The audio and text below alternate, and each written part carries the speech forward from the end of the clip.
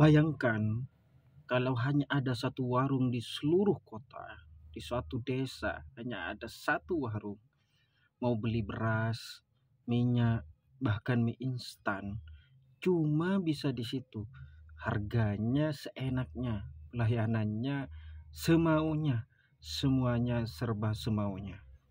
Jadi kamu pikir ini cuma terjadi di dunia fiksi ya? Tidak, ternyata terjadi juga di Indonesia.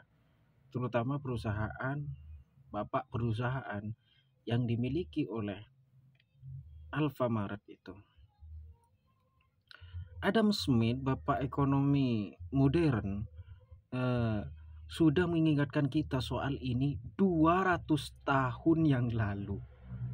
Dan sayangnya peringatan semacam itu masih sering kita abaikan.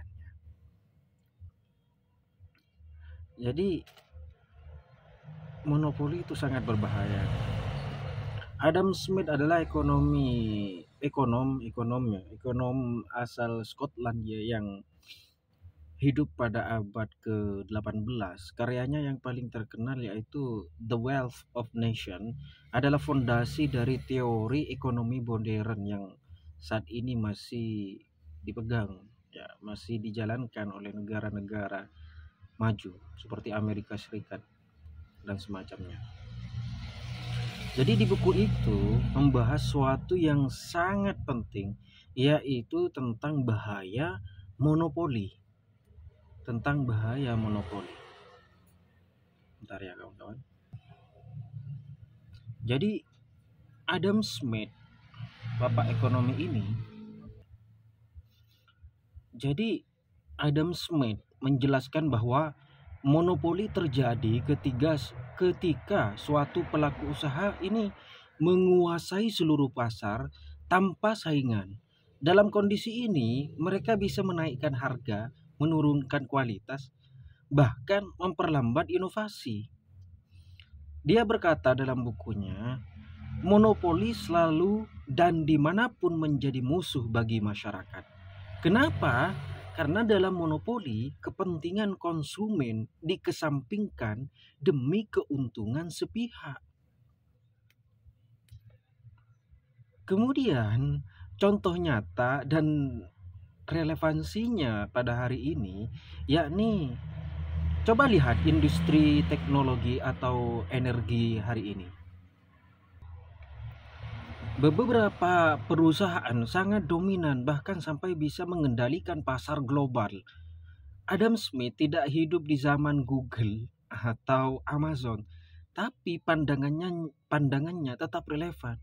Ketika kekuasaan ekonomi terpusat, masyarakat kehilangan kebebasan memilih.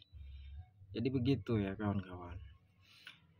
Kemudian Smith itu bukan anti pengusaha, tidak. Justru ia percaya pada persaingan sehat.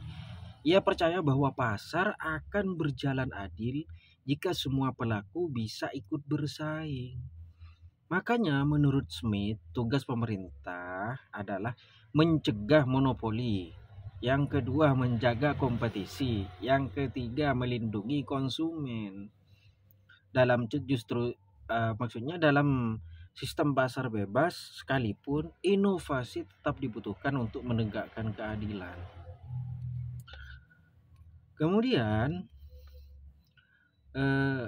jadi kalau hari ini kamu merasa harga barang makin tinggi, kemudian layanan makin buruk, dan pilihan makin sedikit, mungkin kita sedang hidup di dunia yang sudah diperingatkan oleh Adam Smith sejak dulu. Pertanyaannya, mau terus diam atau mulai peduli dengan siapa yang mengendalikan pasar kita? Kalau kamu suka konten sejarah ekonomi seperti ini, jangan lupa like dan komen dan subscribe ya. Tulis di kolom komentar jika ada yang mau dipersoalkan seperti itu. Demikian, sampai jumpa kembali.